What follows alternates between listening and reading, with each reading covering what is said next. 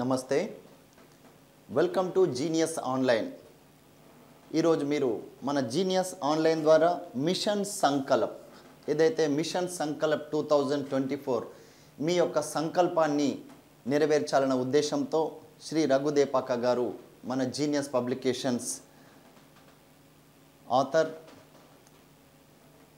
రఘుదేపాక గారు ఈరోజు ఒక స్పెషల్ ఆఫర్తో గ్రూప్ 2 గ్రూప్ 3 విద్యార్థులు భవిష్యత్తులో గ్రూప్ 4 రాసే వారి కోసం కూడా ఉపయోగపడే విధంగా ఈ కోర్సుని ముఖ్యంగా విద్యార్థులందరికీ మేము విద్యనైతే ఇస్తున్నాము.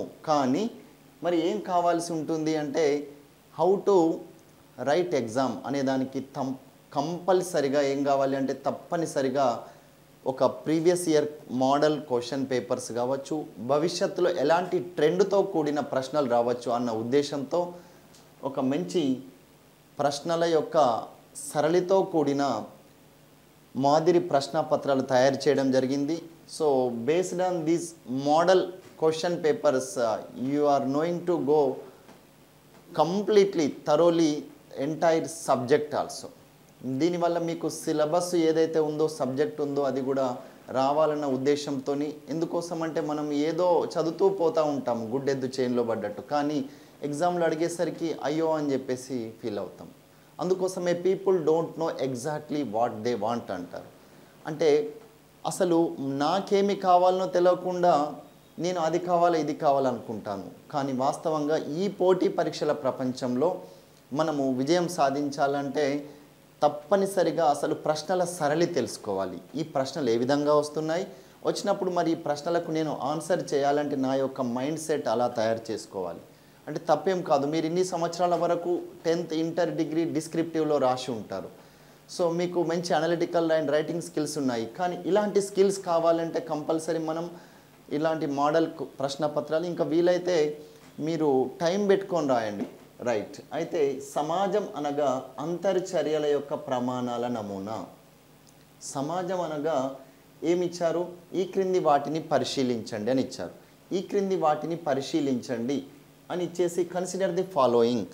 సో చూడండి, ఇక్కడ కూడా మనం తెలుగు అండ్ ఇంగ్లీష్లో చూడాల్సి ఉంటుంది. ఎకానమీ అండ్ సొసైటీలో మీకు తప్పనిసరిగా ఎకానమీ ఎందుకు అంటున్నారు సార్ అంటే ఎకానమీలో కూడా మీకు టర్మినాలజీ ఈ మన ఇండియన్ సొసైటీ ఏదైతే సోషల్ స్ట్రక్చర్లో ఫస్ట్ యూనిట్ మీకు టర్మినాలజీ అర్థం కాకపోతే ఇమ్మీడియట్లీ మనం ఇంగ్లీష్లోకి స్విచ్ ఆన్ అవ్వాలి, అప్పుడు మీకు ఇంకా ఈజీగా అవుతుంది. అయితే consider the following which of the above statement are correct. ఈ క్రింది వాటిలో ఏ యొక్క స్టేట్మెంట్స్ అనేటివి సరిగ్గా ఉన్నాయి అని చెప్పేసి ఇవ్వడం జరిగింది. అయితే సమాజం అనగా అంతర్చర్యల యొక్క ప్రమాణాల నమూనా. Society is a pattern of norms of interaction. So ఇంటరాక్షన్కి సంబంధించింది అంటున్నారు. సమాజంలోనట ఇంటరాక్షన్స్ ఉన్నాయి. సమాజం అనేది సాధారణ ప్రయోజనం కోసం ఏర్పడుతుంది. So society formed for common purpose.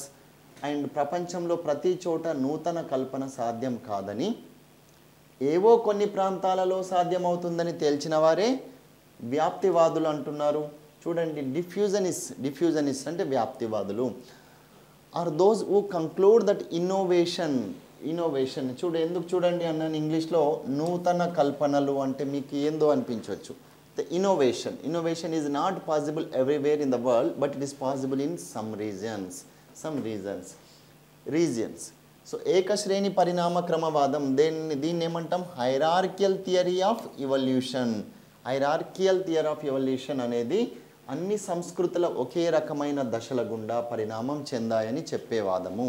So hierarchical theory of evolution is the theory that all cultures have evolved through similar stages. అన్నీ ఒకే రకమైన.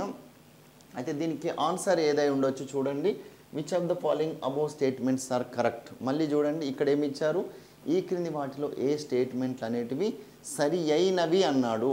ఓన్లీ ఒకటే పదం ఒక్కోసారి సరి అయినవి సరికాని అన్నప్పుడు ఇంగ్లీష్లో కూడా చూడండి. మళ్ళీ దయచేసి మళ్ళీ అదే మాట చెప్తున్నాను, ఎందుకంటే నేను కూడా పర్సనల్గా గతంలో అప్పుడు చిన్నప్పుడు మనం ఎగ్జామ్స్ రాసినప్పుడు అంటే ఈ సివిల్స్లో ఆన్సర్ కరెక్టే ఉంటుంది మన దగ్గర, కానీ సరి అయినవి సరికానిది కరెక్ట్ నాట్ కరెక్ట్ ఒకటే వర్డ్తోని తెలిసిన ఆన్సర్ని కూడా అక్కడ రాంగ్ పెట్టేసి వస్తాము.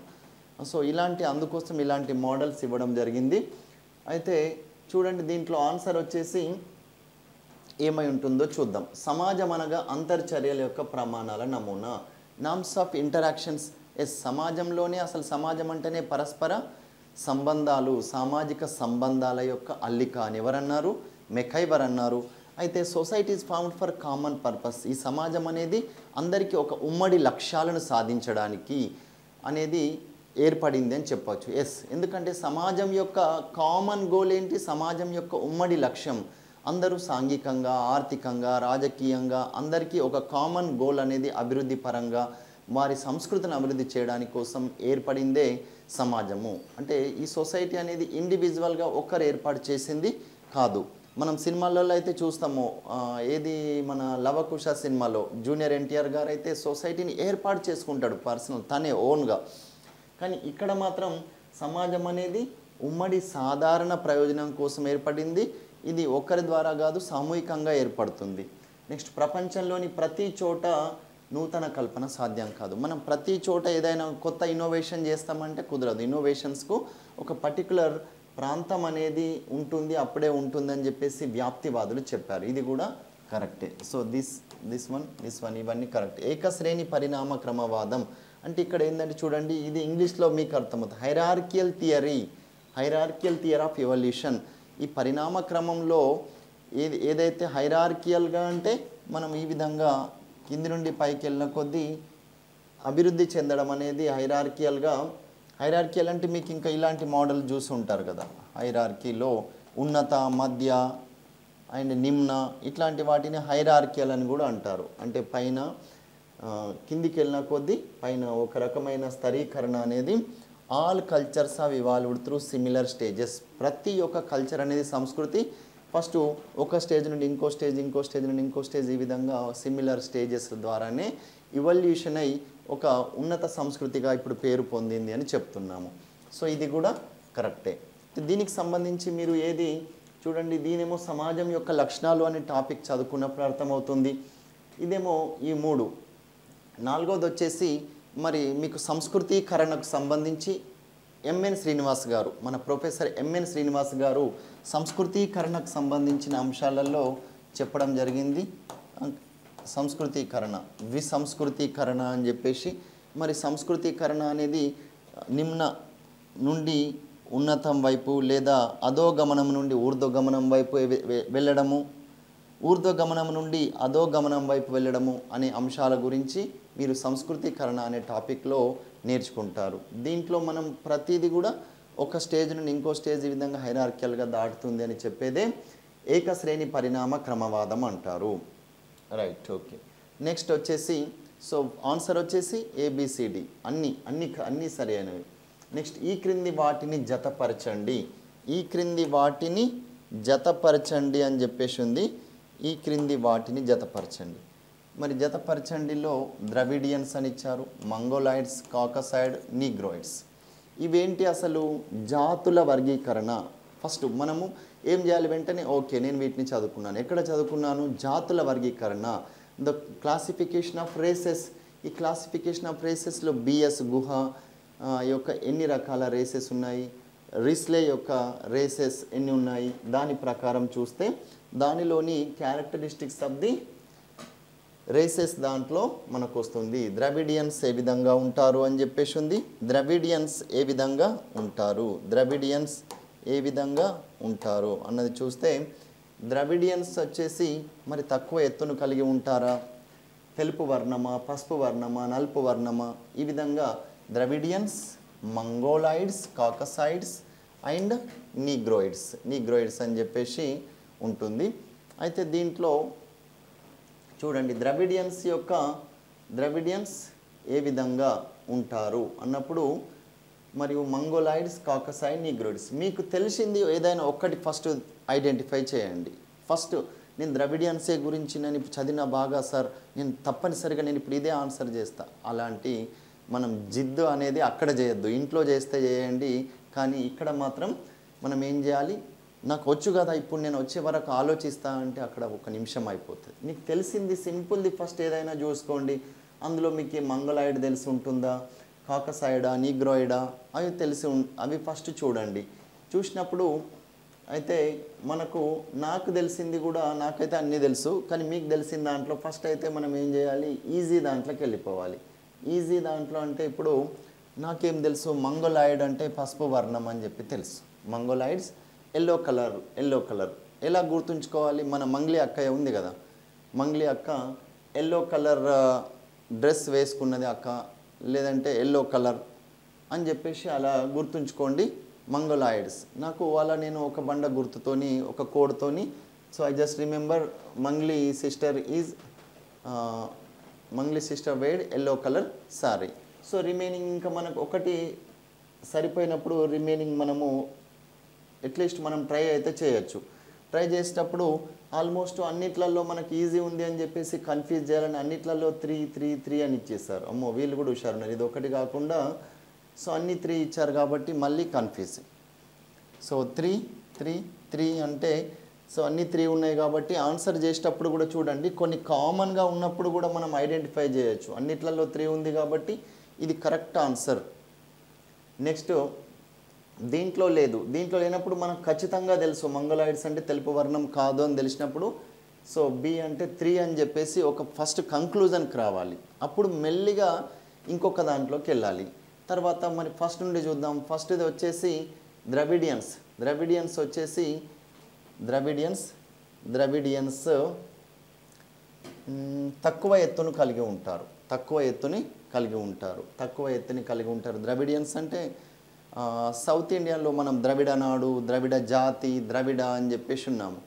అంటే సార్ మనం హైటే ఉన్నాం కదా అని చెప్పచ్చు. కానీ మనం ఆర్యులు అనే జాతితోని పోల్చినప్పుడు కంపేర్ చేసినా కానీ ఆర్యులు ఎవరైతే ఉన్నారో మనం ఇంకా మళ్ళీ ఇది ఈ కాకసాయిడ్ జాతి, దినారిక్లు, ఆల్పైనాయిడ్లు అని ఇంకా మనం చదువుకున్నాం కదా. సో వారితో పోల్చినా కానీ మన ద్రవిడియన్స్ అనేది తక్కువ ఎత్తును కలిగి ఉన్నారు.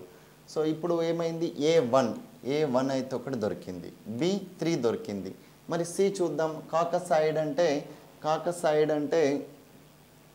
కాకసాయిడ్ తెలుపు వర్ణాన్ని కలిగి ఉంటారు. కాకసాయిడ్ తెలుపు వర్ణము.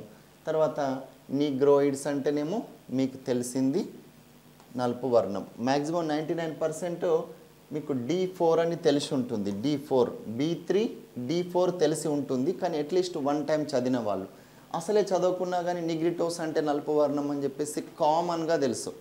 నీగ్రిటోస్ మనము ఏదైతే సౌత్ ఆఫ్రికన్ నీగ్రిటోస్ ఉన్నారో మన భారతదేశానికి వలస వచ్చిన వారిలలో మొదట వారు అని చెప్పేసి చెప్తాము. అయితే ఇక్కడ వచ్చి స్థిరపడ్డారు అని చెప్పేసి, మొదటగా వచ్చి స్థిరపడ్డవారు అని చెప్పేసి ఇంకా ఫుల్ ఎక్స్ప్లెనేషన్ ఉంది, కానీ నెక్స్ట్ క్వశ్చన్లో ఉంది కాబట్టి నీగ్రిటోస్ గురించి చెప్పడం లేదు. కాకసాయిడ్ జాతి వారు తెలుపు వర్ణము, మంగోలాయిడ్ పసుపు వర్ణము, ద్రవిడియన్స్ తక్కువ ఎత్తును కలిగి ఉంటారు. వీటికి సంబంధించిన మరి ద్రవిడియన్ జాతికి ఉదాహరణ ఇవన్నీ నెక్స్ట్ క్వశ్చన్స్లలో వస్తున్నాయి. So answer is this one, 1, 3, 2, 4. Second one is the right answer. Next వచ్చేసి ఈ క్రింది వాటిని పరిశీలించండి. భారతీయ సమాజం అనేది సంప్రదాయకంగా కుల ఆధారిత సమాజం అన్నారు. పై స్టేట్మెంట్లలో సరి అయినవేవి?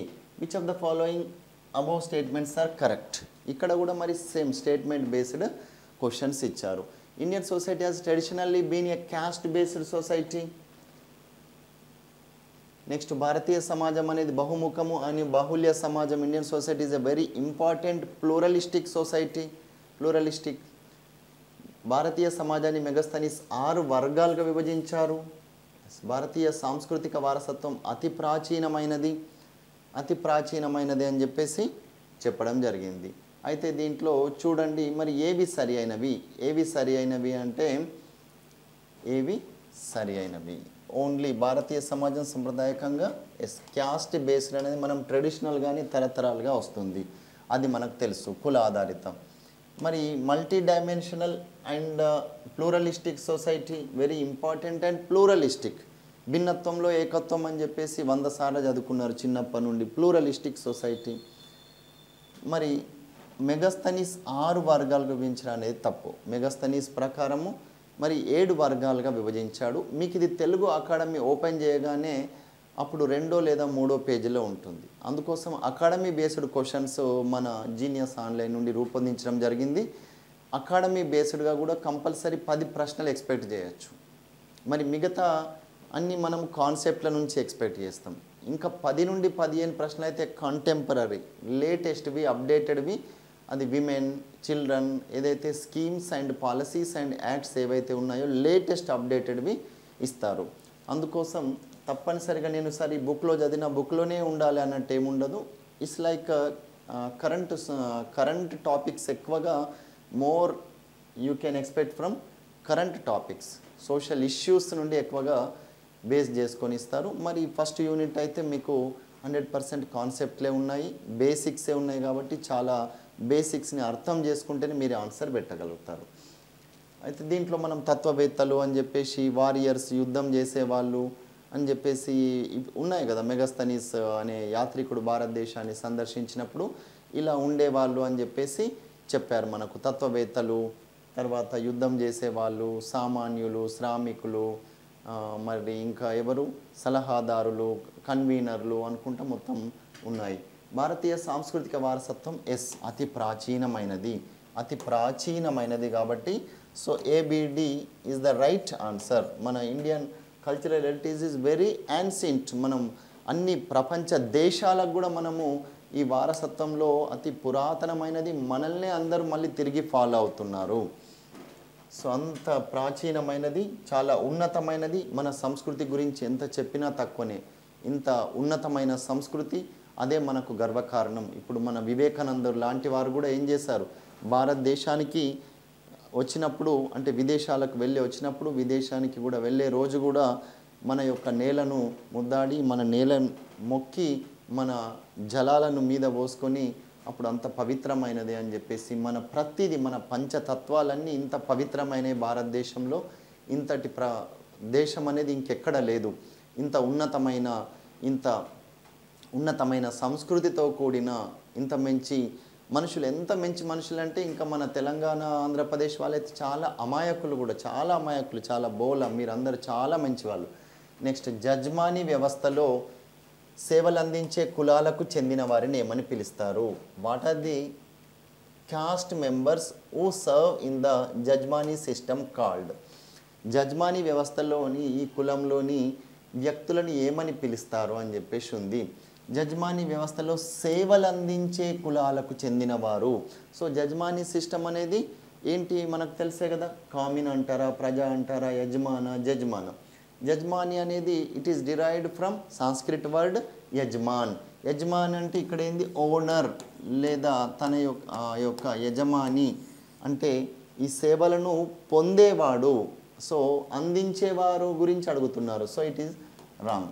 దీని గురించి మనకు విలియం వైజర్, జజ్మానీ వ్యవస్థ గురించి ఎవరు, William Wiser, the Indian jajmani system, the Indian jajmani system అనే ఒక గ్రంథాన్ని కూడా రాయడం జరిగింది. ది ఇండియన్ జజ్మానీ సిస్టమ్ అనే గ్రంథాన్ని రాయడం జరిగింది.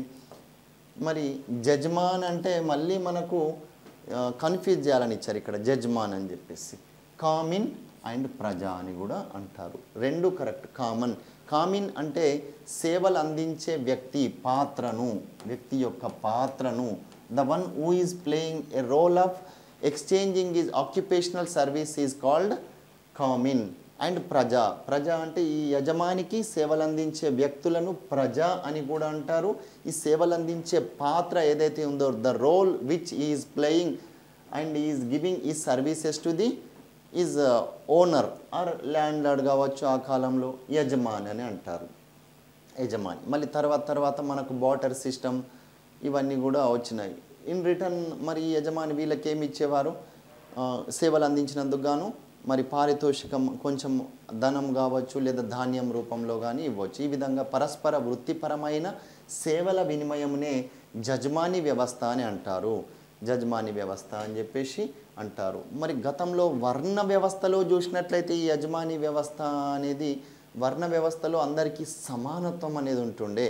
వర్ణ వ్యవస్థలో ఇలాంటి క్వశ్చన్ అడిగినప్పుడు సో హైరార్కియల్ ఆర్డర్ అనేది అక్కడ ఏం లేదు. అక్కడ బ్రాహ్మణ, క్షత్రియ, వైశ్య, శూద్ర అందరూ సేమ్. బట్ వేరిన్ క్యాస్ట్ సిస్టంలో ఆయన చూసినప్పుడు అప్పుడు ఈ బ్రాహ్మణుడిగా ఉండి సేవలు అందిస్తే ఒక రకంగా, లేదా ఇతను చాలా ఉన్నతమైన పాత్ర వహిస్తున్నాడు అధికారి రూపంలో ఉంటే ఒక రకంగా, లేదు అతను శూద్రులుగా ఉండి చిన్న చిన్న వృత్తి సేవలు అందిస్తే ఒక రకంగా ఉంది. కానీ వర్ణ వ్యవస్థలో అలాంటిది ఏమీ లేదు, అందరూ సమానులు. అలాంటి ప్రశ్న కూడా ఒకటి వస్తుంది, సోషల్ డైనమిజం, సామాజిక గమనశీలత అనేది మరి ఇక్కడ మనం ఎక్కడ గమనించవచ్చు, వర్ణ వ్యవస్థలో గమనించవచ్చు. జజమాని వ్యవస్థలో మాత్రం ఓనర్కు ఆ క్రింది వృత్తుల వారు ఏం చేస్తారు, వారి వారి సేవలను అందిస్తారు. రైట్, అందుకోసం ఈ మూడింటిని కంపేర్ చేసుకొని చదువుకోవాలి. సో మన ఆన్సర్ వచ్చేసి ఎస్. మన ఏముంది, కామిన్ అండ్ ప్రజ, రెండు కరెక్టే. కామిన్ అండ్ ప్రజ ఎక్కడ ఉందండి, కామిన్ అండ్ ప్రజ. ఏబి ఎక్కడ ఉంది, 1. రైట్. నెక్స్ట్ వచ్చేసి ఈ క్రింది వాటిలో సమాజానికి సంబంధించిన లక్షణాలు ఏవి? Which of the following are characteristics of the society? Characteristics of the society. Society సమాజానికి ఒక ప్రదేశం అనేది ఉంటుంది, place. And select the correct answer using the symbols given below. So ఈ క్రింది ఇవ్వబడిన వాటిని చూద్దాం. మరి కింగ్డమ్ అనేది ఉంటుంది అంట సమాజానికి. సమాజంలో ఇండివిజువల్స్ వ్యక్తులతోని తయారు చేయబడ్డది. సమాజానికి కామన్ కల్చర్ అనేది ఉంటుంది. సమాజంలో అంతర్సంబంధాల వ్యవస్థ అనేది ఉంటుంది, అంతర్సంబంధాల వ్యవస్థ. సో మీకు ఆన్సర్లో ఇది కన్ఫ్యూజ్ అవుతారు, సమాజం అంతటికీ కామన్ కల్చర్ ఉందా అని చెప్పేసి. లేదు కదా సార్, మీరే అన్నారు ఇన్న విభిన్న సంస్కృతులు అని చెప్పేసి.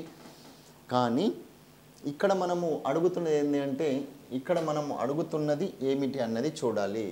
క్యారెక్టరిస్టిక్స్ ఆఫ్ ఏ సొసైటీ, ఒక పర్టికులర్ సొసైటీ. ఒక సొసైటీ అంటే ఏముంటుంది, ఒక సొసైటీకి దానికి ఒక ప్రత్యేకమైన జాగ్రఫికల్ బౌండరీ అనేది ఉంటుంది. ఇప్పుడు మన భారతదేశం అనే సొసైటీని మనం చూసినట్లయితే, ఈ భారతదేశం అనే సొసైటీని మనం చూసినప్పుడు ప్రత్యేకమైన జాగ్రఫికల్ బౌండరీ అనేది ఉంటుంది మన కామన్గా. అది తెలంగాణ అనే సొసైటీకి ఒక ప్రత్యేకంగా, మళ్ళీ అశోక్ నగర్ అనే దానికి ఒక ప్రత్యేకంగా, ఆదిలాబాదు, మరి మహబూబాబాదు, ఇట్లా వరంగలు, దానికి ఏంటంటే ఒక ప్రత్యేకమైన సమాజం అంటాము. సమాజం ఇప్పుడు మీరు అందరు కలిసి అశోక్ నగర్ అనే ప్రాంతంలో ఉంటే మీ అందరిది ఒకే రకమైన సమాజం. మనం ఒకే స్టడీ సర్కిల్లో ఆ చుట్టుపక్కల వాతావరణం ఉంటే అదొక సొసైటీ. మళ్ళీ అందులో సొసైటీస్లో కూడా మళ్ళీ చిన్న నుండి కిందికి వెళ్తే వ్యక్తులు, మళ్ళీ సమూహాలు, సముదాయాలు, తర్వాత సంస్థలు, ఇలా ఒక్కొక్కటి ఏర్పడతాయి. సో అందులో మరి సమాజానికి స్పెషల్ జాగ్రఫికల్ బౌండరీ అనేది ఉంటుంది, ప్లేస్ అనేది ఉంటుంది. రాజ్యము అనేది సమాజానికి అందరికీ ఒకే రకంగా ఉండదు, ఒక్కొక్క ప్లేస్లో ఒక్కొక్క రకంగా ఒక్కొక్కటి పరిపాలిస్తారు. కాబట్టి సమాజానికి కింగ్డమ్ అనేది అసలు నోవేర్ రిలేటెడ్ టు, సమాజానికి రాజ్యం అనే లక్షణం అనేది లేదు. సమాజంలో పరిపాలన అనేది ఉంది కానీ రాజ్యం, ఇండివిజువల్స్. సమాజం అనేది, సమాజానికి సంబంధించిన లక్షణాలు ఏవి? సమాజం అనేది వ్యక్తులతో కూడి ఉంటుంది, కానీ సమాజం అనేది వ్యక్తులందరితో కూడి ఉంటుంది అన్నది కరెక్ట్. సమాజం అనేది ఒక్క ఇండివిజువల్ కాదు, సమాజం అనేది ఒక గ్రూప్ ఆఫ్ పీపుల్. అంటే దేనితో ఏర్పడుతుంది అంటే ఓకే, కానీ సమాజంకి ఉమ్మడి సంస్కృతి ఉంటుంది అంటే ఓకే, కరెక్ట్. అంతర్ సంబంధాల వ్యవస్థ అనేది, ఇంటర్ రిలేషన్షిప్ అనేది ఉంటుంది. So inter relationship, ADE is correct. ADE is correct. ADE. అయితే ఇన్ కేస్ వ్యక్తులు అందరూ కలిసి సమాజం ఏర్పడతారు అనుకుంటే కరెక్ట్. ఓన్లీ వ్యక్తులని ఇవ్వడం వల్ల అక్కడ మనకు ఒక సరి అయిన అర్థం రావట్లేదు. అఫ్కోర్స్ మీరు ఎవరైతే వ్యక్తులని కూడా అటెంప్ట్ చేస్తారో వాళ్ళకు కూడా మనకు ఆన్సర్ ఇవ్వచ్చు, కానీ వ్యక్తులు అంటే ఏంది అని అక్కడ క్లారిటీ అనేది లేదు. ఇక్కడ క్లారిటీ ఇచ్చింది చూడండి, ఉమ్మడి సంస్కృతి, అంతర్ సంబంధాల వ్యవస్థ, లేదా వ్యక్తులందరూ కలిసి సమాజం ఏర్పడింది అని చెప్పేస్తే ఓకే. లేదంటే సమాజానికి ఆధారం వ్యక్తులు అంటే వేరు, అలా ఇచ్చిందా, అలా ఇవ్వలేరు, ఓన్లీ వ్యక్తులు అని ఇచ్చారు. రైట్, ఓకేనా? సో ఈ విధంగా కూడా మనం ఐడెంటిఫై చేయొచ్చు. ఇప్పుడు ఫైనల్గా ADE అంటే third one is the right answer. Next 6వది, భారతదేశంలో వృత్తిపరమైన వైవిధ్యం కలిగి ఉండడం గల కారణం ఏమిటి? భారతదేశంలో what are the reasons for occupational diversity in India? Occupational diversity in India అనేది కారణం రిలీజియస్ సిస్టమా? మనకి ఇక్కడ ఏంది, వృత్తిపరమైన అని మాత్రం అన్నాడు. వైవిధ్యంలో మనకు చాలా వైవిధ్యాలు ఉన్నాయి. వైవిధ్యాలలో వృత్తిపరమైన వైవిధ్యం, భాషాపరమైన వైవిధ్యం, భాషాపరమైన వైవిధ్యం, తర్వాత మత వైవిధ్యం, సాంస్కృతిక వైవిధ్యం. ఈ విధంగా డిఫరెంట్ మనకు డైవర్సిటీస్ ఉన్నాయి. అయితే కల్చరల్ డైవర్సిటీ ఇవన్నీ ఉన్నాయి. దీంట్లో ఏమంటున్నామంటే ఆక్యుపేషనల్ డైవర్సిటీకి కారణం ఏమిటి? ఆక్యుపేషనల్ డైవర్సిటీ కారణం మత మత వ్యవస్థ నీకు వృత్తిల గురించి ఇలాంటి వృత్తి చేసుకోనలేదు. మతం అనేది, రిలీజియన్ అనేది మనకేం బోధించింది? మనకు ధర్మము అంటే ఏ విధంగా ఉండాలి, ఒక వ్యక్తి డిసిప్లిన్ ఏ విధంగా ఉండాలి, తను పాటించాల్సిన అంటే ఏంటి, ఒక సంస్కృతి అంటే ఇది చెప్పింది. సో ఇది కాదు. సో క్యాస్ట్ సిస్టమ్ అయితేనే, క్యాస్ట్తోనే వృత్తులు అనేటివి వచ్చినాయి. వృత్తులే కాలక్రమంలో కులంగా ఆవిర్భవించినాయి. అది మీ కుల ఆవిర్భావ సిద్ధాంతాలు. నెక్స్ట్ తర్వాత మోనార్కీ అనేది, మోనార్కీ వల్ల లేదా రాచరిక వ్యవస్థ వల్ల వృత్తులు అనేటివి ఏర్పడలేదు. రాచరిక వ్యవస్థ వృత్తులు ఏర్పడలేదు. జజ్మానీ సిస్టంతోని వృత్తులు ఏర్పడ్డాయి. ఇందాకనే చెప్పినాం కదా, జజ్మానీ వ్యవస్థలో వృత్తిపరమైన సేవలను అందించడమే జజ్మానీ వ్యవస్థ అన్నాం. మరి రాచరిక వ్యవస్థ ఎందుకు కాదు సార్ అని చెప్పేసి అంటే, రాచరిక వ్యవస్థలో వృత్తులు ఎవరు కూడా డిసైడ్ చేయలేరు. ఒక రాజు ఈ విధంగా చేయాలి, ఒక సైన్యం ఈ విధంగా ఉండాలి, ఇలా ఉంది. కానీ నువ్వు ఈ వృత్తి చెయ్యు, నువ్వు ఈ వృత్తి చేయు అని చెప్పేసి ఒక రాజు ఒక వ్యక్తిని డిసైడ్ చేయలేదు, నీ వృత్తి చేయు అని చెప్పేసి. అది తన అండర్లో ఉన్న వాళ్ళకు ఓకే రిక్రూట్ చేసుకున్న తర్వాత నువ్వు దీనికి సెట్ అవుతావు, నీకు సైన్యంలో తీసుకుంటున్నాను అని చెప్పాడు. కానీ టోటల్గా నీ యొక్క ఏదైతే మోనార్కీ అనేది ఉందో, మోనార్కీ వల్ల ఏర్పడలేదు. ఓన్లీ ప్యూర్గా క్యాస్ట్ సిస్టమ్ నుండి, జజ్మానీ సిస్టమ్ నుండి ఏర్పడింది. ఇది ఇంపార్టెంట్ క్వశ్చన్. ఇలాంటి క్వశ్చన్సే వస్తాయి మనకు. లిటిల్ కన్ఫ్యూజ్ అయ్యే విధంగా ఉంది కాబట్టి కన్ఫ్యూజ్ అవ్వకండి. నెక్స్ట్ వచ్చేసి ఈ క్రింది వాటిని జతపరచండి అని చెప్పేసి ఇవ్వడం జరిగింది కదా. ఈ జతపరచండిలో మనం చూడండి ఏముంది, స్వసమూహము సెల్ఫ్ గ్రూప్, ఇంగ్లీష్లోనే చూడండి. సోషల్ గ్రూప్ సామాజిక సమూహం, గ్రూప్ సమూహము, సొసైటీ సమాజము. సో మ్యాచ్ ద ఫాలోయింగ్లో ఒకసారి చూడండి. మరి దీనిలో ఏది which of the following is correctly matched అని ఇచ్చారు. గతిశీలకమైనది అంటే ఇక్కడ kinetic, a group in which a member considers is group as is own, formed for general purpose, form for a specific purpose అని చెప్పేసి ఉంది. సో దాంట్లో ఒక్కొక్క దాని గురించి చూద్దాము. స్వసమూహము అంటే ఈజీగా తెలుసు, ఒక సభ్యుడు తన సమూహాన్ని తనదిగా భావిస్తే దాన్ని ఏమంటాము, స్వసమూహము అని చెప్పేసి అంటున్నాం. A2 చూడండి, A2 అరే అన్ని A2లే ఉన్నాయి రెండు కాబట్టి చూద్దాం మరి ఇదా. నెక్స్ట్ B1 అని ఉంది, మరి B2 B1 2 రెండు ప్లేస్లో ఉంది, చూద్దాం. సామాజిక సమూహం అనేది గతిశీలమైనది B1, సామాజిక సమూహం అనేది S గతిశీలమైనది. మన సమాజం అనేది డైనమిక్ ఇన్ నేచర్, స్టాటిక్గా ఇలానే ఉండదు. సమాజం అనేది నిరంతరం పరివర్తన చెందుతూనే ఉంటుంది. కానీ సమాజం అనేది మళ్ళీ శాశ్వతం. ఇక్కడే కన్ఫ్యూజ్ అవుతున్నారు నాన్న. సమాజం అనేది శాశ్వతం కానీ సమాజం అనేది పరివర్తన చెందుతుంది అన్నది చూసుకోవాలి. సమాజం తాత్కాలికం కాదు అంటారు కదా, రాజు అయినా కానీ రాజరికం అనేది నడుస్తూ ఉంటుందని చెప్పేసి అంటారు. ఎవరో ఒకరు నడిపిస్తూ ఉంటారు, ఇది ఆగదు. అయితే సమాజం అనేది గతిశీలమైనది. తర్వాత సమూహం అనేది ఒక ప్రత్యేక ప్రయోజనం కోసం ఏర్పడింది. ఇది 4వది కరెక్ట్ ఆన్సర్. సమాజం అనేది సాధారణ ప్రయోజనం కోసం కూడా ఏర్పడేది అని చెప్పేసి చెప్తున్నాము. సో 2143 అనేది కరెక్ట్ అనమాట. 2143 is the right answer. Next one, విభిన్న సామాజిక సాంస్కృతిక వైవిధ్యం గల భారతదేశంలో ఏకత్వానికి దోహదపడిన కారణం ఏమిటి? The factors which are contributing to the unity of the diverse socio cultural diversity of India is ఏంటి? వెల్ఫేరిజం, సంక్షేమ పాలన, constitution, professional interdependence among people, national festivals. అయితే భిన్నత్వంలో ఏకత్వం మనం ఇప్పటికీ కూడా ఉంటున్నామంటే కారణం సంక్షేమ పాలన వల్ల అందరినీ ఇంక్లూజివ్గా సమానత్వం స్థితిలోకి తీసుకొస్తున్నాము. కాన్స్టిట్యూషన్ అయితే it is directed by providing directive principles of state policy and also by giving fundamental rights.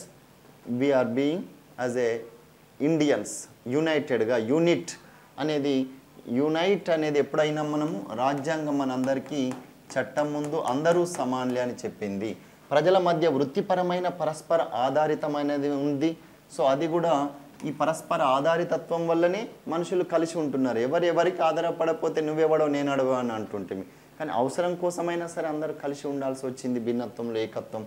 National festivals what ever it may be, Hindu, Muslim, Christian, అయితే క్రిస్మస్ కావచ్చు, రంజాన్ కావచ్చు, అందరము కలిసి జరుపుకుంటున్నాము. దీనివల్ల భిన్నత్వంలో ఇన్ని మతాలు ఉన్నా కానీ ఏకత్వం, అందరిది ఒకటే నేషనాలిటీ, ఇండియన్స్ అని చెప్పేసి.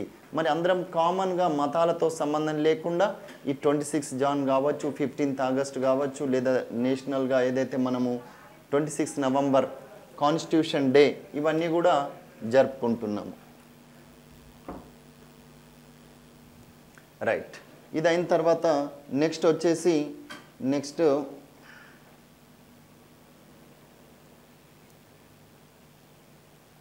సంస్కృతి గురించి. దీంట్లోని ఆన్సర్ చూసినట్లయితే మనము అన్నీ correct, ABCD all of the above are correct. Next వచ్చి సంస్కృతి గురించి ఈ క్రింది వాటిని పరిశీలించండి. సంస్కృతి, consider the following about culture. Cultural complexes, the smallest culture unit. Culture is shared in common by members of a particular group. Culture determines the physical and biological characteristics of the people. Every culture is integral. అయితే ఏంది చూద్దాం మనము. సంస్కృతి అనేది సంశ్లిష్టం, అతి చిన్న సంస్కృతి unit. సంస్కృతి అనేది సంశ్లిష్టం, అతి చిన్న సాంస్కృతిక యూనిట్ అట. Cultural complex, the smallest cultural unit. సంస్కృతి అనేది చిన్నది యూనిట్ కాదు. సంస్కృతి అనేది ఇస్ ఏ వ్యాస్ట్. సో ఇది తప్పు. సంస్కృతి అనేది నిర్ణీత సమూహ సభ్యులు ఉమ్మడిగా పంచుకుంటారు. అంటే ఒక common group of people share common culture. ఎందుకంటే మళ్ళీ అందరూ ఒకే రకంగా ఉండరు. ఈవెన్ అంతెందుకు, ఇప్పుడు నేను ఎక్కడైతే మన ఇల్లు ఉందో, మా ఇంటి దగ్గర చుట్టుపక్కల కాంపౌండ్ వాల్ పెట్టేసి మరి ఒక కోజా కమ్యూనిటీ అని ఉంటుంది. అంటే మళ్ళీ ఆ Khoja community culture is different from just compound wall దాటితే ఆ 100 ఇండ్లకు మళ్ళీ ఈయన వేరు. ఇక్కడున్న వాళ్ళందరం ఒక కల్చర్ ఉంది. మళ్ళీ ఇంకొంచెం ముందుకెళ్తే మళ్ళీ ఆ ఏరియాలో మళ్ళీ ఉన్న సెపరేట్ కమ్యూనిటీ వల్ల, అక్కడ ఉన్న గ్రూప్ ఆఫ్ పీపుల్ వల్ల వేరే ఉంటుంది. సో అందుకోసం సంస్కృతిని అనేది నిర్ణీత సమూహ సభ్యులు ఉమ్మడిగా పంచుకుంటారు. అందరూ కామన్గా పంచుకోరు, నిర్ణీత సమూహ సభ్యులు మాత్రమే పంచుకుంటారు. రైట్. ప్రజల శారీరక జైవిక లక్షణాలను సంస్కృతి నిర్ధారిస్తుంది. శారీరక లక్షణాలకు సంస్కృతికి సంబంధం లేదు. ఎందుకంటే నిగ్రిటోస్ అంటే ఫర్ ఎగ్జాంపుల్ మనం చెప్పినాం శారీరక లక్షణాలు ఉంటే వాళ్ళందరిది ఒకటే కల్చర్ ఉందా అంటే సౌత్ ఆఫ్రికాలో వేరే రకంగా ఉంది, ఇండియాలో వేరే రకంగా ఉంది. మరి జైవిక లక్షణాలను నిర్ధారిస్తుందా? లేదు. సంస్కృతి వల్ల నువ్వు బాడీ ఇట్లా అవుతుంది, ఇట్లాంటి పిల్లలు పుడతారు, సంస్కృతిని ఫాలో అయిన వాళ్ళు, అలా ఏం లేదు. నాకు తెలిసిన బాబు చైనాలో పుట్టిండు. చైనా సంస్కృతి అంటే చైనాలో 1 year జస్ట్ బిఫోర్ కరోనా వెళ్ళారు, మళ్ళీ వచ్చేసిండ్రు అనుకోండి. అయితే ఇప్పుడు చైనా కల్చర్తో లేడు, మన ఇండియన్ కల్చర్ హైదరాబాద్లో ఉంటున్నారు కాబట్టి జైవిక లక్షణాలు అక్కడ ఉన్నప్పుడు పుట్టడం వల్ల అట్లాంటి కల్చర్ ఉన్న చైనా వ్యక్తి లేచి పుట్టి నుంచి నేను నూడిల్స్ తింటా మమ్మీ అని కూడా అనట్లేడు. అయితే ఇది కాదు, ప్రతి సంస్కృతి సమగ్రమైనది. ప్రతి సంస్కృతి, ఎవ్రీ కల్చర్ ఈజ్ ఇంటిగ్రల్. ఇది correct. So B and D are the correct answers. Right. Next, జాతి అనే పదం దేన్ని సూచిస్తుంది? జాతి.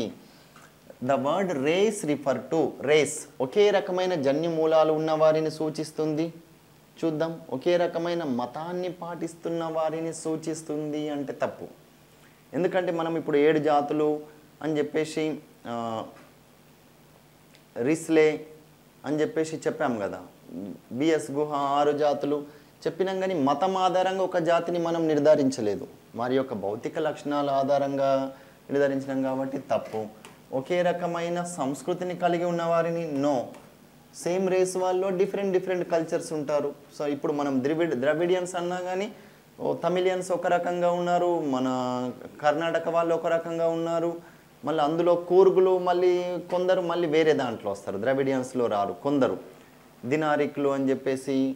నెక్స్ట్ ఒకే రకమైన సంస్కృతి కూడా లేదు, డిఫరెంట్ కల్చర్స్ ఉన్నాయి. అంతెందుకు అంటే మన వేషధారణనే ఫస్ట్ ఆఫ్ ఆల్ ఫుడ్ ఇవన్నీ కల్చర్ అంటే ఏంది వేషధారణ కావచ్చు, ఫుడ్ ఐటమ్స్ తినడం కావచ్చు, లేదా సంస్కృతి కావచ్చు, అంటే వాళ్ళు ఏంది కస్టమ్స్ సంప్రదాయాలు కావచ్చు, మాట్లాడే భాష కావచ్చు, వీటిని సంస్కృతి అంటున్నాం. ఫస్ట్ ఈ సంస్కృతికి జాతికి కామన్గా ఈ సంస్కృతి వాళ్ళు ఈ జాతి అని చెప్పడానికి వీల్లేదు. అందుకోసం జవాబుని కూడా అర్థం చేసుకోండి. ఒకే రకమైన వృత్తిని అనుసరిస్తున్నామని సూచిస్తుంది.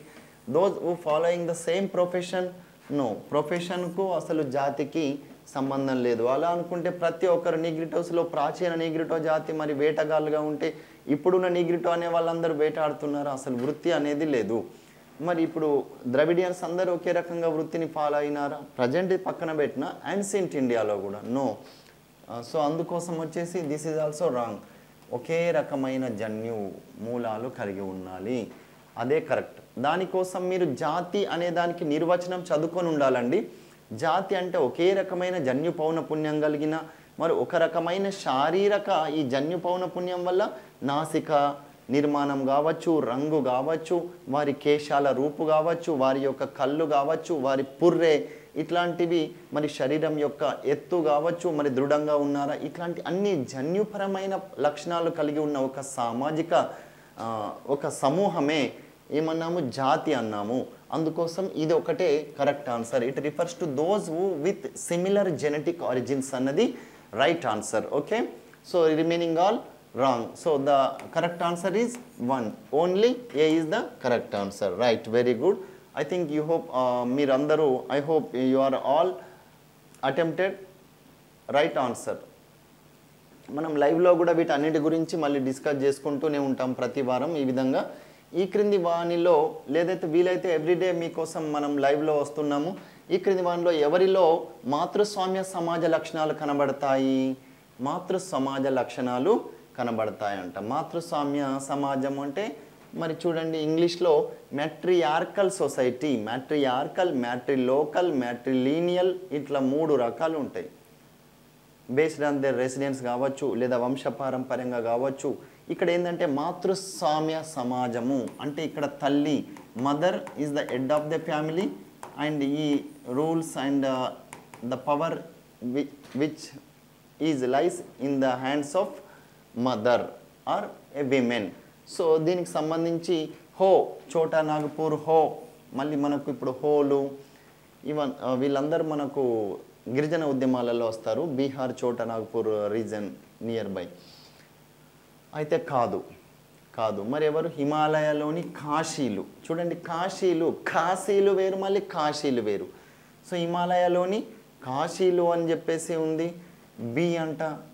మరి లడఖ్లోని భోటీలు, నీలగిరిలోని తోడాలు, వీళ్ళందరూ కూడా కరెక్ట్. BCD is the correct answer. And apart from these people you can find in మేఘాలయలోని కాశీలు, కాశీలు ఇచ్చినా కానీ కూడా కరెక్ట్ ఆన్సర్. అయితే ఇందులో మీలో చాలామందికి తెలిసింది కేవలం నీలగిరిలోని తోడాలు, కాశీలు, మేఘాలయ అని తెలుసు. సో అంతేకాకుండా మనము లడఖ్లోని బోటీస్ ఆఫ్ లడఖ్ అండ్ హిమాలయాల్లోని కాశీలు. చూడండి ఇక్కడ కాశీలు వేరు, ఇక్కడ కాశీలు వేరు. కాశీ ఎందుకు ఇలా 2 చెప్తున్నాం మనం? ఎగ్జామ్లో మ్యాథ్స్ ద ఫాలోయింగ్ అని ఇచ్చినప్పుడు కాశీలు అని ఇస్తే నాకు తెలిసే సార్ మాతృస్వామ్య వ్యవస్థ చాలా చదువుకున్నాను మేఘాలయ అని చెప్పేసి తప్పు ఆన్సర్ పెడతారు. కానీ హిమాలయాలలోని కాశీలు, ఇక్కడ ఉన్న మేఘాలయలోని కాశీలు, ఈ బోత్ ఓన్లీ ఈ కాశీకి చూడండి టర్మ్ అనేది ఇక్కడ KASHI, ఇక్కడనేమో KHASI, కాశీస్. రైట్. సో అందుకోసం మాతృస్వామ్య సమాజ లక్షణాలలో మరి ఇక్కడ సామాజిక వ్యవస్థలో చిన్న కూతురికి ఎక్కువగా ఆస్తి ఇస్తాం. ఎందుకోసం అంటే కర్మకాండలు నిర్వహించే అమ్మాయి ఎవరంటే అందులో చిన్న అమ్మాయి. అందుకోసమే ఆస్తి కూడా, ఎందుకంటే అనేక క్రతువులు నిర్వహించాల్సి ఉంటుంది. అంటే ఒకవేళ చనిపోయినప్పుడు ఎవరైనా ఆ అమ్మాయి యొక్క తల్లిదండ్రి చనిపోతే ఎవరు మరి అగ్గిపెట్టేది, అంటే దహన సంస్కారాలు చేసేది కూడా చిన్న కూతురు. ఇట్లాంటివన్నీ చాలా డిఫరెంట్. మీకు సొసైటీ అంటే అసలు బోర్ రాకూడదు, ఎందుకంటే కొత్త విషయాలు తెలుస్తాయి కదా. అమ్మ సొసైటీ, అయ్యో సొసైటీ, మళ్ళీ కొందరు సమాజం అనే శాస్త్రం అంటేనే సరే ఇవి పాలిటీలో వస్తాయి, స్కీమ్స్లలో వస్తాయి, గవే కదా అని అనుకుంటారు. కానీ తప్పు. అయితే మీరు ఫస్ట్ యూనిట్ తెలుసుకున్న ఎంతవరకు అయితే ఫస్ట్ యూనిట్ పూర్తిగా తెలుసుకోరు అండ్ సెకండ్ యూనిట్ థర్డ్ యూనిట్లో ఉద్యమాలు తెలుసుకోరు, అప్పటి వరకు సొసైటీ అనేది అర్థం కాదు. అయితే ఓన్లీ పాలిటీ ఓన్లీ ఎకానమీ ఉంటే మరి ఎందుకు ఇది 50 మార్కులది పెడతారు? దీని మీద స్పెషల్ అటెన్షన్ అనేది ఉండాలి. ఈ క్రింది వాటిని పరిశీలించండి. సోషియస్ అనగా కామ్రేడ్ అని అర్థం. So which of the following is statements are correct? Correct అంటే consider the following. Socius means comrade. Socius అంటేనే సహచరత్వము అని చెప్పేసి చెప్పారు. ఎస్, ఇది కరెక్ట్. మనకు మీరు ఫస్ట్ చదువుకునేటప్పుడే సమాజం అన్నప్పుడు ఇది చదువుకున్నాకనే వేరేది చదువుకుంటారు. ది టర్మ్ సోషియాలజీ అనేది used by the August Comte. August Comte also regarded as the father of sociology, father of world sociology. మరి ఫాదర్ ఆఫ్ సోషియాలజీ, ప్రపంచంలోనే సమాజ శాస్త్ర పితామహుడు ఫ్రెంచ్ దేశానికి చెందిన ఆగస్ట్ కామ్టే. ఎస్, భారతదేశ సమాజ శాస్త్ర పితామహుడు గోవింద సదాశివ గర్యే. పూర్తి పేరేంది? జిఎస్ గర్యే, గోవింద సదాశివ గర్యే. సమాజ శాస్త్రం మొట్టమొదట భారతదేశంలోనే పుట్టింది, అది తప్పు. అది మనకు కొంచెం జాతీయత్వం ఎక్కువ అయిన వాళ్ళు పెడతారు. ఎస్ సార్, మన దేశంలోనే పుట్టింది, మరి విభిన్నమైనది అన్నారు, మరి భిన్నత్వంలో ఏకత్వం అన్నారు, మనదే అయి ఉండొచ్చు అని చెప్పేసి కొందరు అట్లా థింక్ చేస్తారు. అట్లా థింక్ చేయొద్దు. మనం జర థింక్ చేసే దాంట్లో కూడా మన దేశం అంటే మన గొప్పనే, కానీ ఆన్సర్ పెట్టేటప్పుడు జర ఆలోచించి పెట్టాలి. గంతగా కూడా మనం థింక్ చేయొద్దు, గిట్లా థింక్ చేస్తే అయిపోతుంది. ఏబిసి అనేది ఏబిసి. సో ఏబిసి అనేది ఎక్కడ కనిపిస్తుంది? ఫస్ట్ ఆప్షన్లో కనిపిస్తుంది. సమాజం అనేది భారతదేశంలో పుట్టింది అన్న తప్పు. సమాజం అనేది ప్రపంచం మొత్తం మీద ఎప్పుడు ఎక్కడెక్కడ అనేక ప్రాంతాలలో పుట్టింది. సమాజ శాస్త్ర అధ్యయనం కూడా ఫస్ట్ మన దగ్గర స్టార్ట్ చేయలేము. బ్రిటిష్ వాళ్ళు వచ్చిన తర్వాతనే ఈ డిపార్ట్మెంట్ ఆఫ్ సోషియాలజీ అని సంబంధించి ఇక్కడ మన ముంబై, మద్రాస్, అంటే ఇంకా నార్త్ ఇండియాలో ఫస్ట్ ఉత్తరప్రదేశ్ అండ్ మన డిపార్ట్మెంట్ ఆఫ్ సోషియాలజీ మైసూర్లో మంచి శాస్త్రవేత్తలు అక్కడనే అభివృద్ధి చెందిండ్రు, మన ఎంఎన్ శ్రీనివాస్ లాంటి వారు. Right. So answer is ABC. Next వచ్చేసి సమాజం అంటే ఏమిటి? సమాజం అంటే ఏమిటి? What is society? So only ఒకటి కరెక్ట్ ఉన్నదాన్ని గుర్తించాలి. an organized group with people interactions and values. With people interactions and values. A group of people with no values and standards. No values అన్న తప్పు. With constant conflicts. నిరంతరం ఘర్షణలతో ఉండేదంటే తప్పు. నిరంతరం ఘర్షణలతో ఉంటే ఇంకా సమాజం అనేది బాంబు దాడులు వేసుకొని మొత్తం అయిపోతుంది. నిరంతరం ఘర్షణలతోనే లేదు. ఈవెన్ ఆఫ్ఘనిస్తాన్లో మనం చూసినట్లయితే ఇప్పుడు ఘర్షణలు ఉన్నా కానీ అంటే డిఫరెంట్ గ్రూప్ పీపుల్ మధ్యలో నిరంతరం అనేది లేదు. ప్రజలతో కూడుకొని సంపూర్ణ సహకారంతో ఉండే సమూహము. A group that is fully cooperate with the people. ఇది కొంచెం దగ్గరగా ఉంది, కానీ ఈ నాలుగిట్లలో కూడా 2, 3 కాదు, 1 or 4 అవ్వచ్చు. కానీ ఫస్ట్ అనేది పరస్పర చర్యలు, ఇంటరాక్షన్స్ అండ్ వాల్యూస్తో కూడుకొని ఉన్న సమూహము. సంపూర్ణ సహకారంతో ఉండే సమూహం అంటే కూడా తప్పు. సంపూర్ణ సహకారం కాదు. Okay, they cooperate each other but not completely.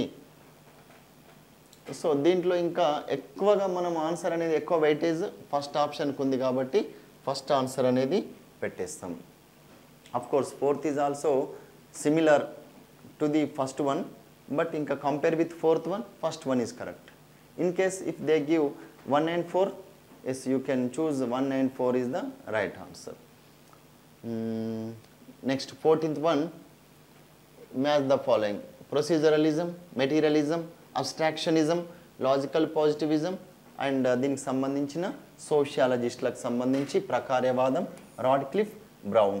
భౌతికవాదం వచ్చేసి మార్క్స్, వైయక్తికవాదం స్పెన్సర్, అండ్ తార్కిక logical positivism Comte, August Comte గారు. So A is the right answer. So okay, ఇప్పుడు మనం ఏదైతే చెప్తున్నామో వీళ్ళ గురించి సరిపోతుంది. మరి మీరు కంప్లీట్ ఇంకా PhD in sociology, MA sociology చేసినట్టుగా ప్రతి ఒక్క సామాజిక శాస్త్రవేత్త ఏదేది ప్రతిపాదించింది అవసరం లేదు. మనకి ఎగ్జామినేషన్ పాయింట్ ఆఫ్ వ్యూలో ఎంత కావాలో అంత ఇచ్చినాము. ఇది కూడా మీకు ఇంకా మ్యాక్సిమం ఇంకా ఇంత డెప్త్గా కూడా వస్తాయని కూడా చెప్పలేము. దిస్ ఈజ్ ఎనఫ్, ఇంకా అంతకంటే ఎక్కువ కూడా రావు. అంటే ప్రతి సోషియాలజిస్ట్ గురించి మళ్ళీ ఇప్పుడు మార్క్ ఏం చేసిండు అని ఒక 10 నిమిషాలు కూడా చదవాల్సిన అవసరం లేదు. ఒక ఆగస్ట్ కామ్టే అంటే ఓకే, కానీ ఇంకా ప్రతి ఒక్క సోషియాలజిస్ట్ గురించి మనకు క్వశ్చన్లో ఇచ్చినాం కదా అని అందరి గురించి 10 నిమిషాలు అంటే ఇప్పుడు మీకు చాలా ఇంపార్టెంట్. ఒక 10 నిమిషాలలో కనీసం ఒక మార్క్ పర్మనెంట్ రావాలి. ఆ వచ్చిందంటే మళ్ళీ దాన్ని మీరు రివిజన్ చేసుకొని పెట్టుకోవాలి. ఈరోజు చూసేసినా నాకు వచ్చింది సార్ అంటే నో, ఎన్నిసార్లు రివిజన్ చేస్తే అంత సక్సెస్, అంతే. ఇంకా there is no success Mantra, only revision revision. మన ఏంది, what is the reason for the diversity of Indian society? So being a centre of various professions and ways of life, A spread over different geographical areas, birthplace of different religions, center of migration of foreigners doing a సుదీర్ఘ కాలం పాటు విదేశీయులు NATS, ఇక్కడ సుదీర్ఘ period అని కాదు, అంటే long, very long period నుండి, అంటే ఓవర్ ది సెంచరీస్ అని కూడా చెప్పొచ్చు. ఇంగ్లీష్లో సుదీర్ఘ పీరియడ్ కాదు, రైట్. అయితే ఆన్సర్ వచ్చేసి మాత్రం ఏబిసిడి, సుదీర్ఘకాలం పాటు విదేశీయులు వలసలకు కేంద్రంగా ఉండడము. ఇవన్నీ కూడా మీరు అంటే భిన్నత్వంలో ఏకత్వాన్ని సూచిస్తుంది. ఇంత వైవిధ్యత ఉండడానికి అన్ని కారణాలే. నెక్స్ట్ వన్ వచ్చేసి భారతదేశంలో జాతిపరమైన వైవిధ్యానికి సంబంధించి ఈ క్రింది వాటిని జతపరచండి. జాతిపరమైన వైవిధ్యము, సో ఇందాకనే మనం డిస్కస్ చేసుకున్నాం కదా, racial diversity classification of the races సంబంధించి మరి ఏమేమి ఉన్నాయి? హెర్బర్ట్ రిస్లే ప్రకారము ఎన్ని రకాల జాతులు ఉన్నాయి? హెర్బర్ట్ రిస్లే ప్రకారము, రిస్లే చాలామంది కన్ఫ్యూజ్ అవుతూ ఉంటారు. కన్ఫ్యూజ్ కాకుండా చూడండి, ఓన్లీ రిస్లే ఒక్కరు తెలిస్తే చాలు. రిస్లే, నేను ఒక కోడ్ పెట్టుకున్నా, మీకు నచ్చితే పెట్టుకోండి. రిస్లేలో రిస్తా,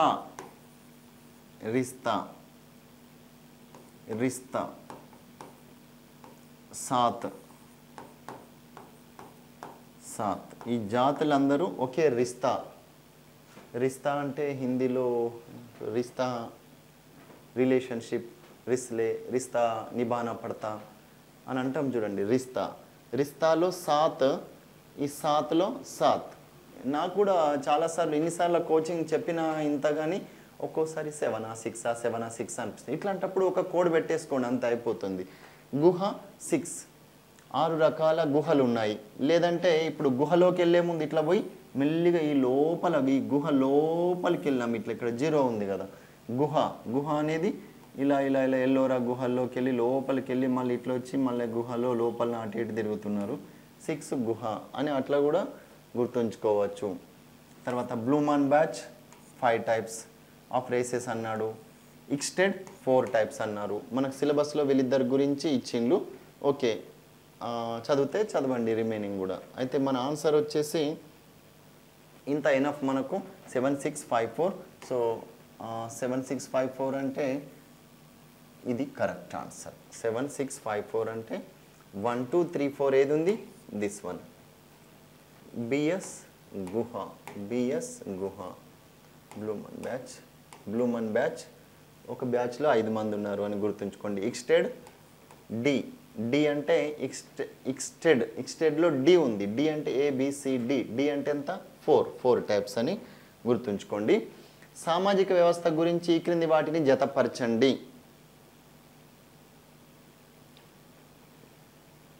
దీంట్లో మీరు హిస్టరీలో కూడా కొన్ని చదివి ఉన్నారు, మన సొసైటీలో కూడా మనం నేర్చుకొని ఉన్నాము. రిలీజియన్ అనే పాఠంలో ఎక్కువగా వస్తాయి. Most of the options given from the Hindu religion. Okay, chaturvarnas and ashramas and purusharthas, debt system, qualities, ఇవన్నిటికి సంబంధించి చూసినట్లయితే చతుర్వర్ణాలు అంటే మనకి ఈజీగా తెలుసు, బ్రాహ్మణ, క్షత్రియ, వైశ్య, శూద్ర. దొరికింది, కథం. ఒక్కటి దొరికిందంటే A5 ఎక్కడైనా ఉందా చూడండి, ఇక్కడే ఉంది, ఇంకెక్కడ లేదు. ఇంకా మనకు ఆన్సర్ ఈజీ అయిపోయింది. ఇంకా మొత్తం కూడా మళ్ళీ డౌట్ ఉండాల్సిన అవసరం లేదు. ఎందుకంటే ఏమో సార్ నేను చూస్తా, ఎగ్జామినర్ మీద నేను అక్కడ పోయిన తర్వాత హైకోర్టులో కేసు వేస్తా, మళ్ళీ ఎగ్జామ్ రద్దు చేస్తా, ఇట్లాంటి ఆలోచనలు ఉంటే మొత్తం చదువు, కానీ అవసరం లేదు. జస్ట్ ఇక్కడ నాలెడ్జ్ కోసం మనం అన్నీ చూద్దాము. A5 ఉంది కాబట్టి అంతే. ఇంకా మనం రిమైనింగ్ 40 సెకండ్లు ఇంకా వేరే దానికోసం, వేరే క్వశ్చన్ కోసం, కొన్ని రీజనింగ్ వాటిలలో ఆ ఎగ్జామ్లో ఇచ్చినప్పుడు ఎక్కువ టైం తీసుకునేటివి ఉంటాయి జనరల్ స్టడీస్లో, అలాంటి వాటి మీద, ఇంకా కొన్నిటికి థింక్ చేస్తేనే వచ్చేటివి ఉంటాయి, అలాంటి వాటి మీద మన టైంని కేటాయించాలి. సింపుల్ది ఇచ్చిందంటే పెట్టేసేయాలి. అందుకోసం ఫస్ట్ సింపుల్ది చూసుకోవాలి. A5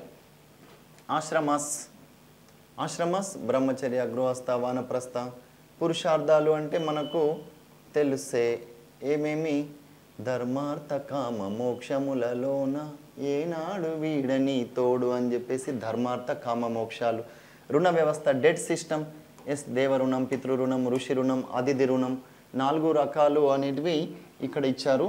ఈ 4 రకాల రుణ విమోచన అంగారక స్తోత్రం లేదా రుణ విమోచన లక్ష్మీ నరసింహస్వామి స్తోత్రం మీరు అట్లీస్ట్ ఒక 41 రోజులు చదవండి. తప్పనిసరిగా మనిషికి రుణం అంటే డబ్బుల రుణమే కాదు, దేవ రుణం ఉంటుంది, దేవతలను సంబంధించిన రుణం, పితృ రుణం, తల్లిదండ్రుల్ని సరిగా చూసుకోకపోతే కూడా రుణం. అందుకోసమే అట్లీస్ట్ చనిపోయిన తర్వాత పిండ ప్రదానం చేయడానికి ఒక్కసారైనా వెళ్ళండి అంటారు కదా. ఋషి రుణం, ఋషులకు యజ్ఞయాగాదాలు చేసేటప్పుడు చాలామంది ఎవరైతే డిస్టర్బ్ చేసిందో వాళ్ళు అతిథి రుణం కూడా ఉంటుంది కంపల్సరీ. సో ఇట్లాంటి రుణాలు అనేటివి రుణ వ్యవస్థ అనేది.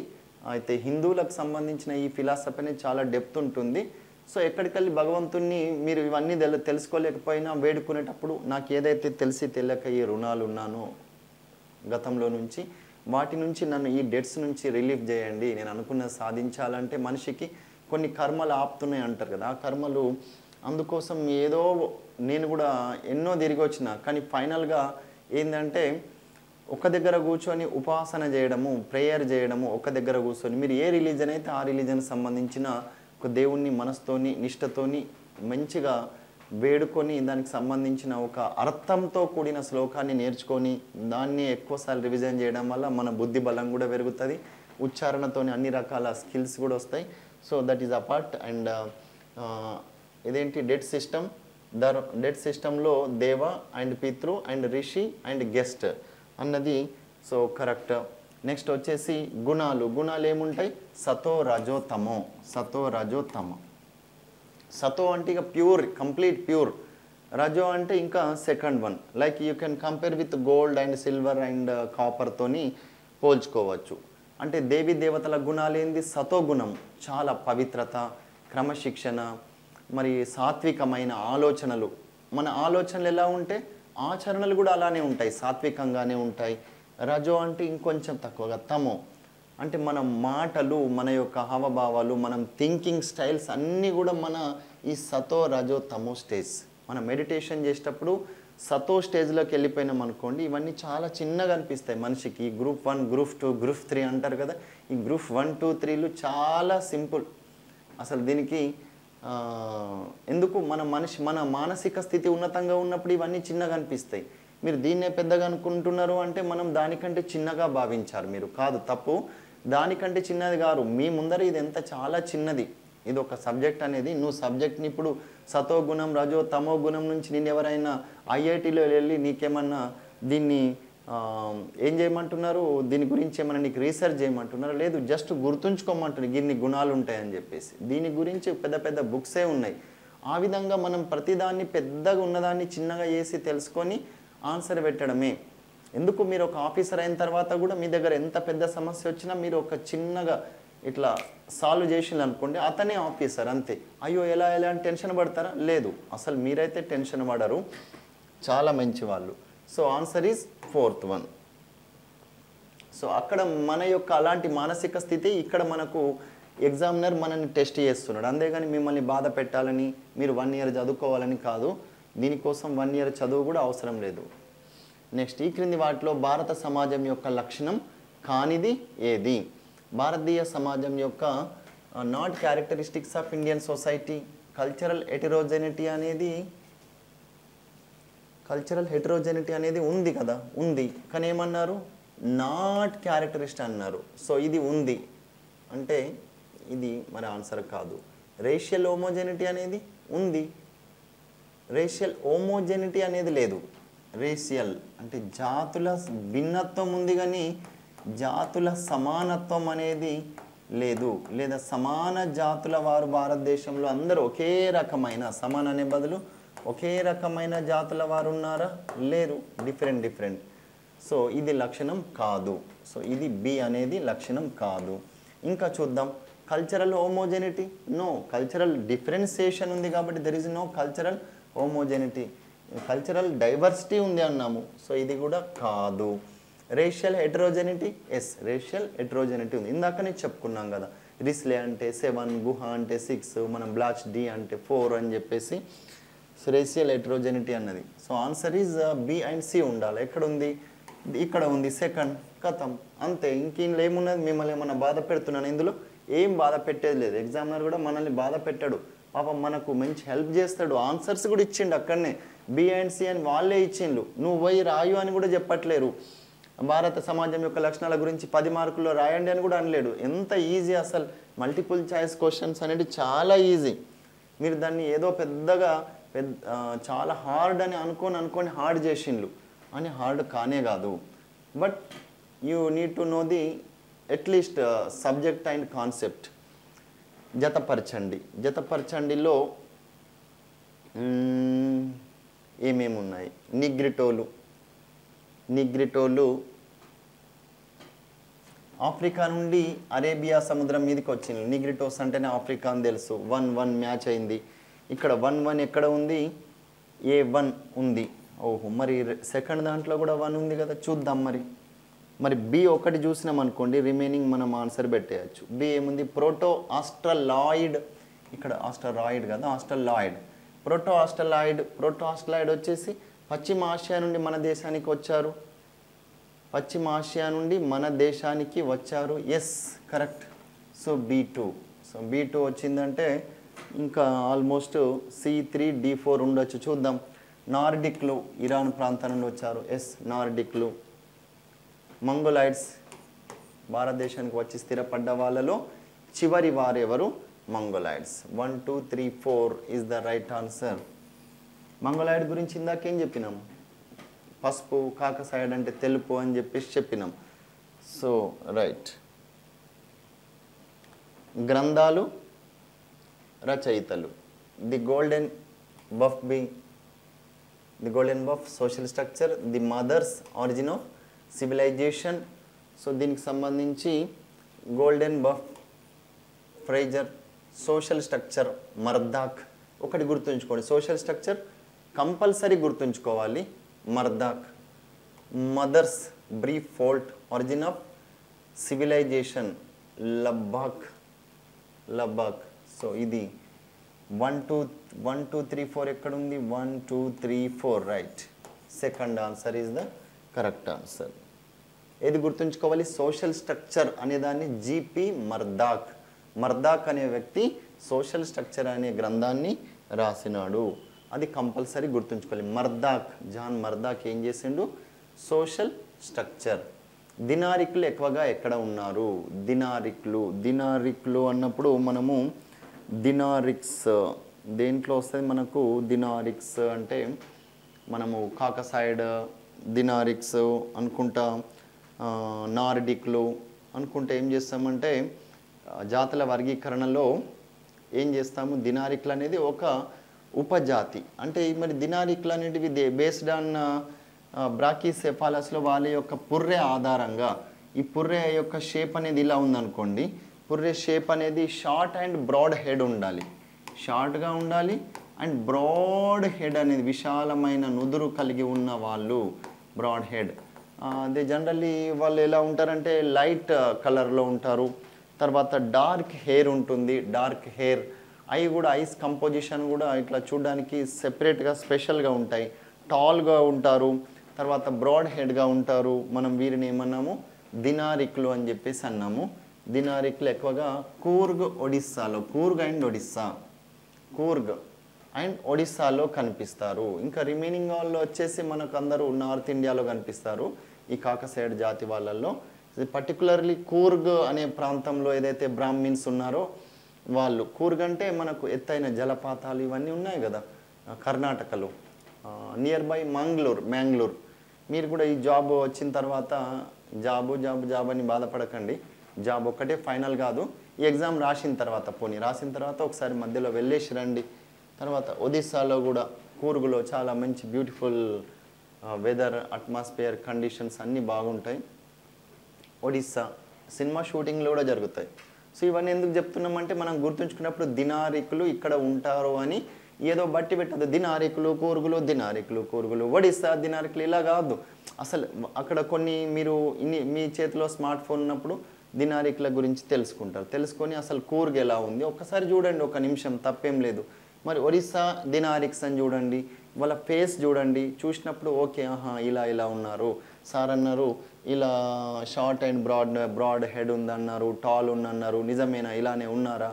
అప్పుడు మనకు మైండ్లో ఫిక్స్ అయిపోతారు వాళ్ళు. అంతేగాని ప్రతిదీ బట్టి పెట్టిన అనుకోండి, నీది నిగ్రటాయిడ్సా, వీళ్ళు మంగళాయిడ్సా, వీళ్ళు దినారిక్లా అని కన్ఫ్యూజ్ అవుతారు మీరు.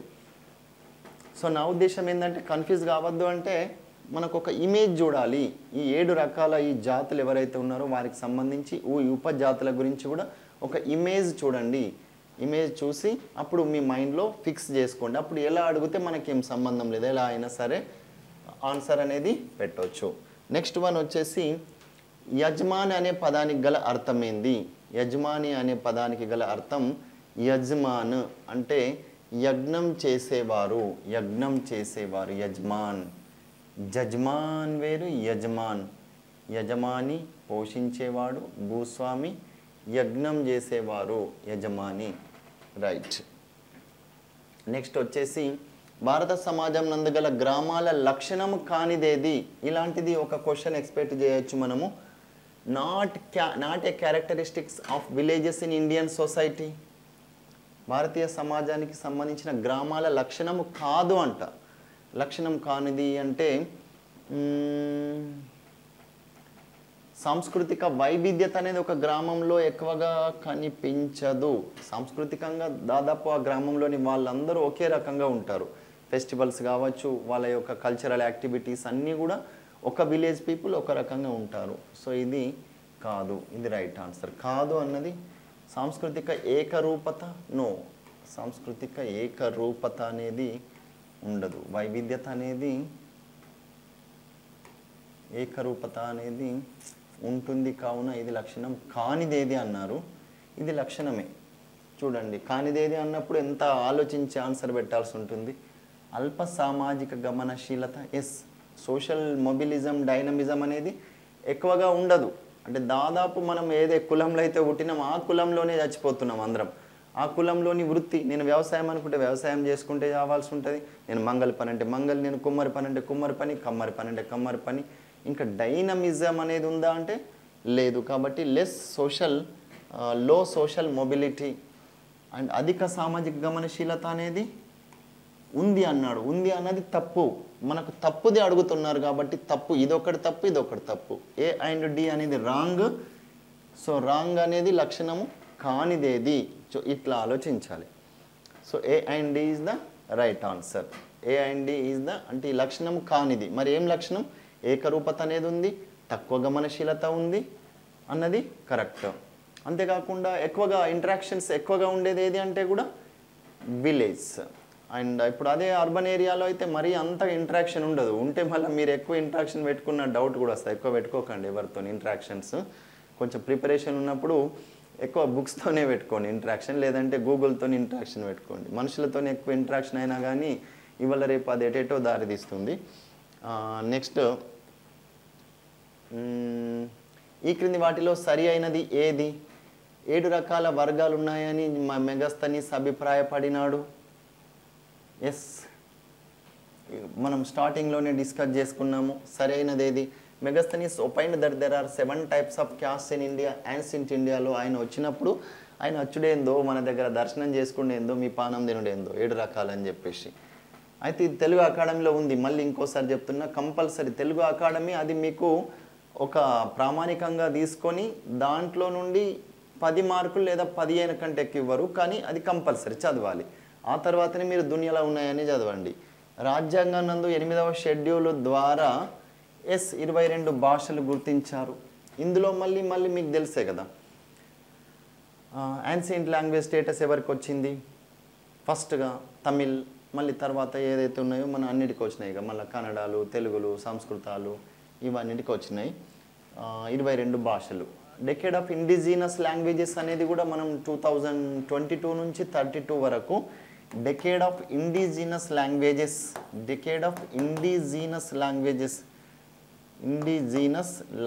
స్థానిక తెగల యొక్క దశాబ్దము అని చెప్పేసి 2022 నుంచి 32 వరకు ఐక్యరాజ్య సమితి గుర్తించింది. మళ్ళీ గ్రూప్ 1లో మీకు ఏమడిగారు? మొన్న ఏపీ వాళ్ళకు కూడా అడిగినమ్మా, తెలంగాణ వాళ్ళకు కూడా. ఏపీ గ్రూప్ 2లో, తెలంగాణ గ్రూప్ 1లో ఈ భాషలు ఏ ప్రాంతంలో ఏ భాష మాట్లాడుతున్నారని కూడా మీరు కంపల్సరీ ఒకసారి ఈరోజు ఆన్లైన్లో ఫ్రీగా డౌన్లోడ్ చేసుకోండి. గూగుల్లో ఉంది. ఏంది? భాషా సమూహ ప్రాంతాలు, రీజియన్స్, లాంగ్వేజ్ బేస్డ్గా లింగ్విస్టిక్ బేస్డ్ రీజియన్స్. వ్యక్తుల మధ్య ఉమ్మడిగా గోచరించే భేదాలే భిన్నత్వము. వ్యక్తుల మధ్య ఉమ్మడిగా గోచరించే భేదాలే భిన్నత్వం. ఎస్, ఇది కూడా కరెక్టే. ఇంగ్లీష్లో చూడండి, differences are common differences among individuals అంటే ఇంగ్లీష్లోనే సరిగా అర్థమవుతాయి ఇట్లాంటివి. So ABC is the right answer. ABC ఎక్కడున్నాయి? Yes, 4th one right. జతపరచండి కార్మిక పద్ధతులు వివిధ రాష్ట్రాలు. ఓకే, మంచిగా ఉంది క్వశ్చన్. వివిధ రాష్ట్రాలలో ఎలాంటి సామాజిక పద్ధతులు, కార్మిక పద్ధతులు చేస్తున్నారు, దాన్ని అలాంటి పద్ధతిని మనం చేసే కార్మిక పద్ధతిని ఏమని పేరుతో పిలుస్తున్నాము అని చెప్పేసి.